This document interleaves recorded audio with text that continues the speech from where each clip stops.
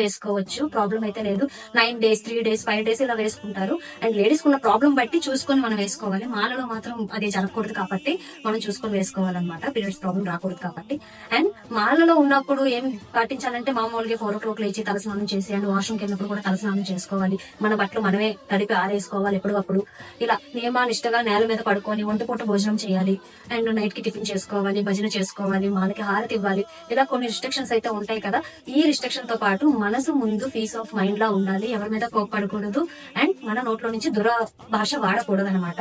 మనం ఎంత పద్ధతిగా ఎంత పీస్ ఆఫ్ మైండ్ తో ఉంటే ఆ అమ్మవారు మనలో ఉండి మనతో ఉండి మనం అనుకున్నది నెరవేరుస్తారు. ఈ శరన్నవరాత్రుల్లో మనం చేయాల్సింది ఒకటే, మాలేసుకున్నా మాలేసుకోకపోయినా 9 రోజులు 9 నైవేద్యాలతో మనం అలంకరించి 9 రోజులు చేయకుండా పర్లేదు, దసరా రోజైనా సరే అన్ని నైవేద్యాలు అమ్మవారికి పెట్టి మనం మనసులో కోరుకున్నది అయితే తీరుస్తుంది ఆ దుర్గమ్మ.